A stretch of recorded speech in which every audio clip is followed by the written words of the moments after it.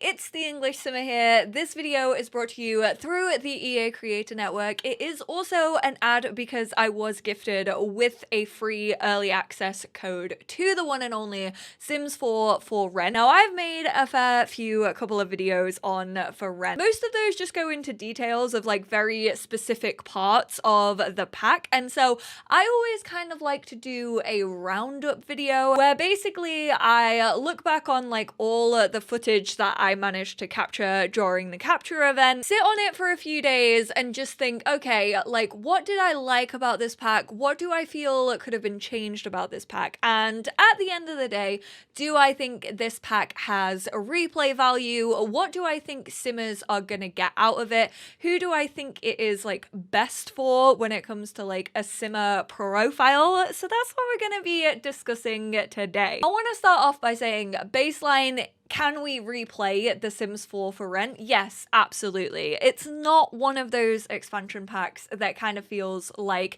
it's its biggest supporter. And that is because I really struggle, especially with expansions that I feel don't really expand the game to the fullest. My favorites are always the ones that give us like in-depth gameplay and like really cool new things to do, but they're not only just cool new things to do in the world that is also predominantly introduced in that expansion. For Rent has that going for it. I mean, from the get-go, you can build a residential rental if you purchase this pack in any world. There are a couple of lots where it is actually forbidden, and those are beachfront properties that we have in Sulani, and also penthouses if you have city living. Now, the penthouses I kind of get, because I feel like they maybe thought, well, this could get confusing because we aren't changing how city living like apartments work, and they're not going to contain units. So maybe they just restricted that not to have confusion. Also, I'm fairly sure it probably has to do with like where Sims load into the lot and like traveling up and down and stuff.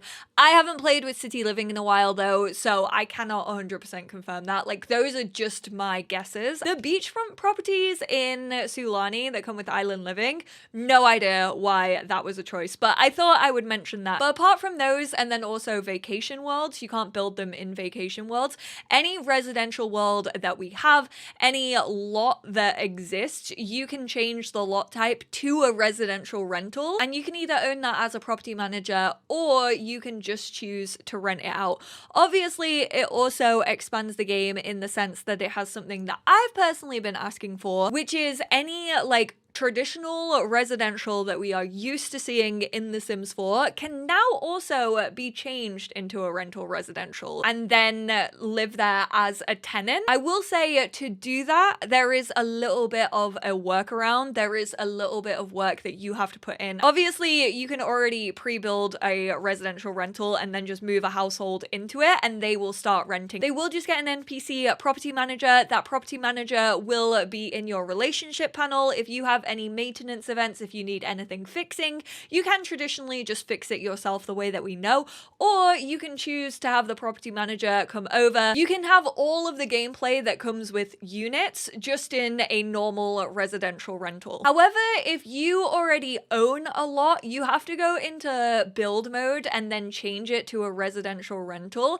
and then you will actually fully own that lot. So technically you'll be the property manager. So if you don't want to be the property manager, then just sell it in your businesses and then someone else will actually own it, and again you'll have that NPC landlord. So all in all, yes, it changes the game. However, I do feel like I have personal issues with that as well. So if you haven't watched my other videos, a maintenance event, and I'm going to talk about them a fair bit because I do feel as if they are probably one of the biggest limitations, but they're also one of the biggest elements of gameplay.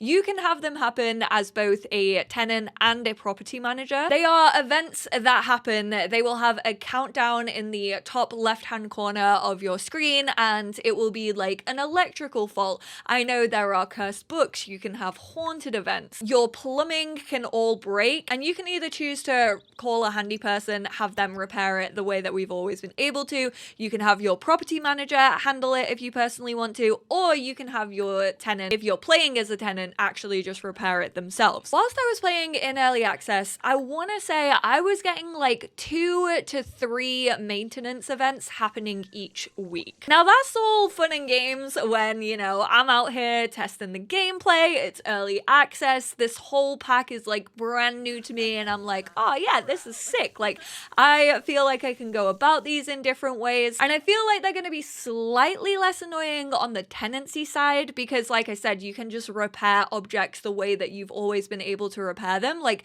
things break in The Sims 4 and we're kind of used to that, but you cannot turn them off. So if you are like always playing as like a resident or a landlord, I wish that there was an option that you could just like get rid of these.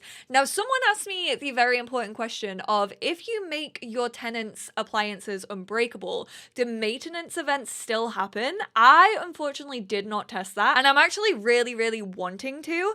I'm going to assume that the answer is yes, they can still technically break in a maintenance event because I feel like it's going to override it, and it's kind of brought on by like the wider surrounding rather than just the object itself. I could be completely wrong in that assumption. Eventually you might not actually have maintenance event happening quite as frequently because you actually upgraded those assets to not break, which would be really nice. That would be a little loophole, I think, because I definitely think that these maintenance events are gonna get repetitive and I feel like they're gonna get annoying to players. However, there are a fair few of these maintenance events. I personally didn't experience them all in early access. There were a couple of other people that got stuff that I didn't actually see. So I do think there is a variety of events that can happen, which obviously does add to the replayability. It's just for how long. Now, if you are just playing on a traditional residential, then there is actually a lot challenge called Maintenance Troubles, which actually allows those maintenance events that we have in residential rentals to actually happen on your regular normal lot that you own that isn't a rental whatsoever, which is actually super realistic because owning a house comes with a lot of responsibilities. Things can go wrong randomly in houses. You have zero control over it. I kind of wish that maintenance events, I understand they're a massive portion of the gameplay. I just wish that you could potentially opt out of them if you wanted to. Like, I wish they had programmed them to work from the get-go and everyone was just opted into them from the get-go, because I do think it's a really big fun element of gameplay and it's kind of randomized and you're like, oh, I didn't even know that this could happen. Like, let me go check this out. I just wish maybe in like the pack setting options, like eventually if you did manage to upgrade all of their appliances to unbreakable and you had like 5-star apartments, that things just didn't go wrong as much and you could potentially just turn off an option in the settings to be like, no more maintenance events please, like I'm kind of over this gameplay, and then if you did want them you could always turn that back on and opt back into it. I saw someone having the worry in the comments of my other videos of, I hope it's not like Dream Home Decorator where you feel like you can never ever satisfy a customer, and I personally have a feeling that it is gonna feel that way. I also think that's a limitation when it comes to kind of expanding the game and how I personally know simmers are gonna want to use these residential rentals. Like, I have a feeling people are gonna use them for university dormitories or retirement homes. That's something that I personally want to do. Or even if you're just renting out a unit actually within your home, so like a room and an ensuite to a family member or a friend or just someone random and you're kind of running it like an Airbnb. I'm fairly sure those maintenance events are gonna happen because it's classed as a residential rental and there's no way for you to opt out of it. And I just think that is gonna restrict the stories that people are gonna want to tell. I just imagine that I'm gonna get phone calls from my mum, who technically lives under the same roof as I do, and I know it's gonna affect the rest of the lot as well. I'm fairly sure, like the shared areas. But then I'm gonna have to travel through a loading screen to get to her place to then take care of those events. And that's another thing in general as well. I have played around with this a little bit. Like, I've done a tiny amount of testing when it comes to actually having a unit, basically not just on your lot, but in your location, like in your home, for example. And I just wish they worked a little bit differently to the actual like residential rentals. itself. This is tough because I don't really know how they would go about programming this to make it realize that it's kind of all on one lot and they're all like family members or friends and they all like know each other. Maybe it's just as easy as like toggling visibility on and off, but I feel like that would get difficult when it came to programming, because when you have it as like a family member living in your lot but they have their own unit, you can't see into their unit. It works the exact same way as like other units. So you have to go knock on their door to actually be able to like enter. You can also break in even though it's in your house, which like I kind of get because they probably do have like locks on the doors and stuff, but then it just feels like it blacks out like maybe even potentially half of your house. It also gets weird in map view. Like even when you go to play a family, the whole like shared areas actually then don't become clickable. So you can't like hop into a family the way that you expect it to. You have to choose the bedrooms that you've actually decided is like the first unit of the traditional home to then play as that household. So then all of this feedback could just be because this is a new pack and I'm not used to doing these things, and it's not as like big a deal as I'm making it out to be, which I feel for a lot of people that is going to be the case. It just feels a little bit unnatural, but again, that could be because I've played the game for 9 years and I've never had residential rentals. It also takes a pretty long time to be able to like offer it to a family member. You can't just like create a unit on your lot and like click on a sim and split the household and like invite them to live in a separate unit. So there's no like storytelling there really. Like obviously we as simmers can use our imagination and use other interactions to kind of tell that story. Then you have to hop into manage worlds, you have to split and move households, you have to take the sim or sims that you want to live in a different unit in your house into another like unplayed family, put them in manage worlds separate from your family that you're currently playing, and then you have to click on them and move them into the unit. So definitely a pretty big way of going about it for something that feels like it should be easier to do than that. Like I said, you also can't see their rooms whilst they're living in them. I wish that there was a toggle that allowed you to still like enter through their rooms. Also be careful with this because this could potentially like cut you off from your garden.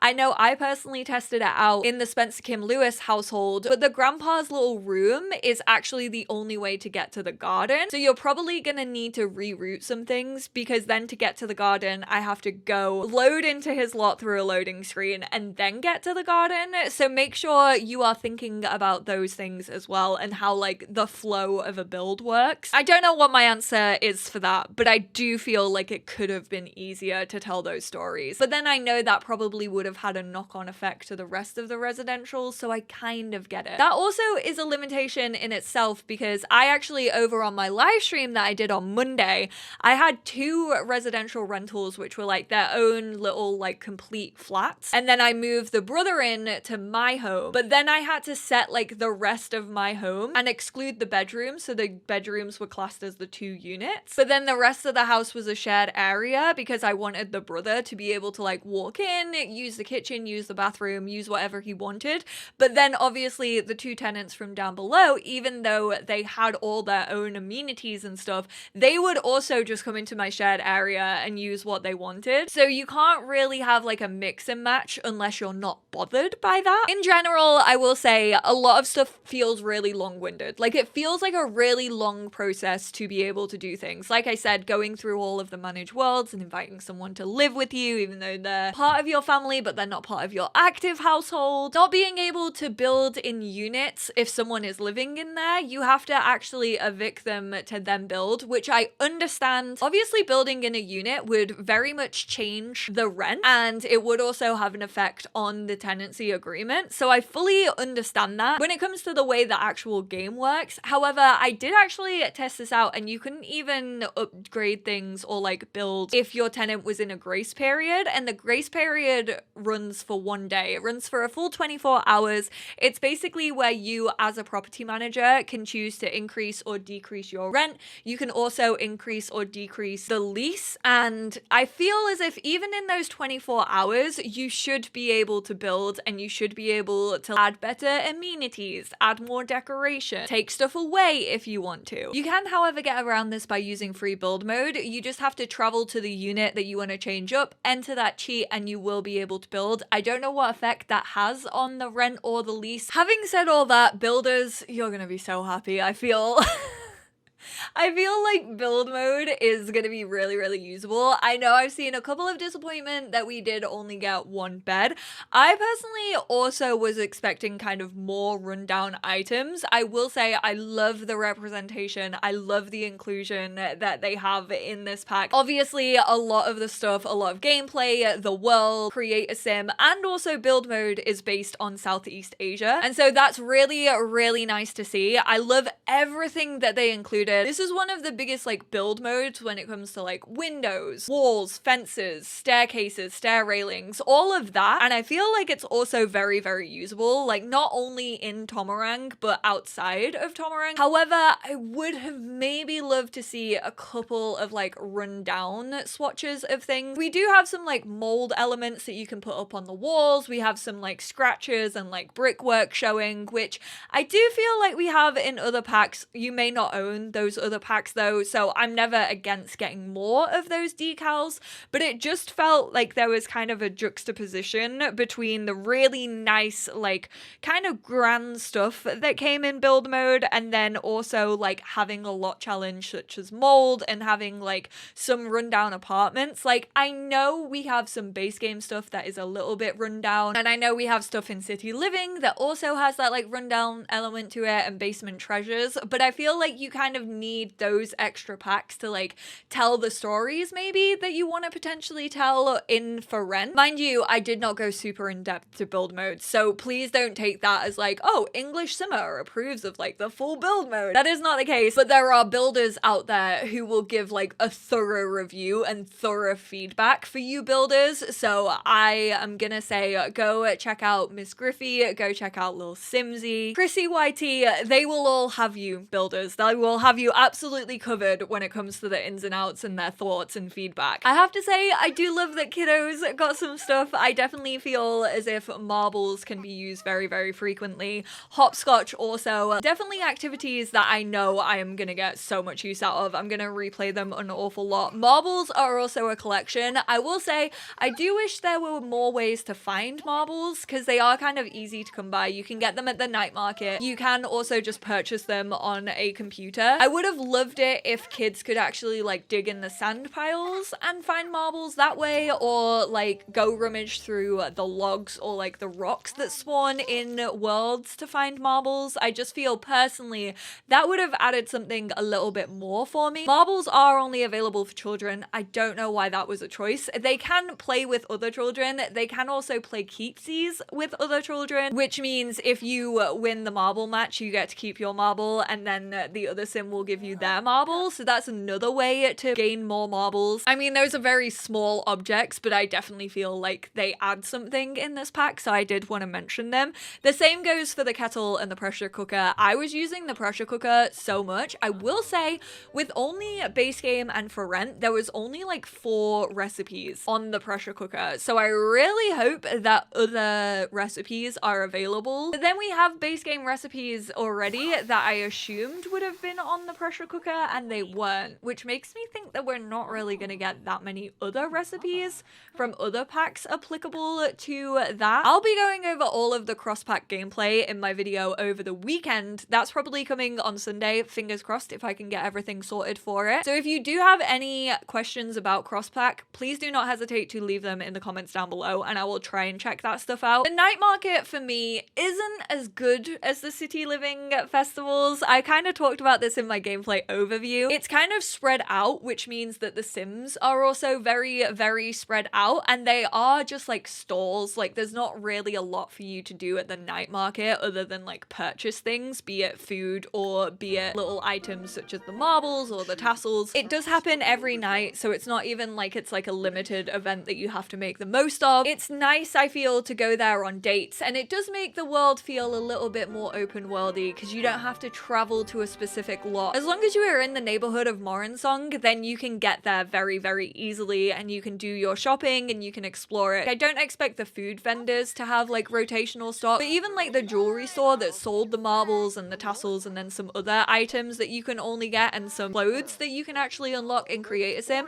they didn't really have rotational stock. So I don't really feel like super drawn to that. And overall, I just wanted to mention, I feel like a lot of the other like little things are just flavor text. Obviously, we got some rabbit holes, we got the cave, we got the temple, and we also got the tiger sanctuary. I like that you can adopt a tiger. I think it's really, really sweet. I love that you get something back for that. You get a plush and you get a poster which you can actually interact with. You can think about your tiger. Cute little gameplay. Does it add replay value? Not really. But secrets were kind of a letdown for me. I really would have loved it if you could like spread secrets around. That unfortunately isn't the case. You can either just choose to keep a sim secret and that will have a positive effect on your relationship, or you can blackmail them with said secret and that has a negative effect on your relationship, but you will actually get money back for it. You can't like spread gossip around.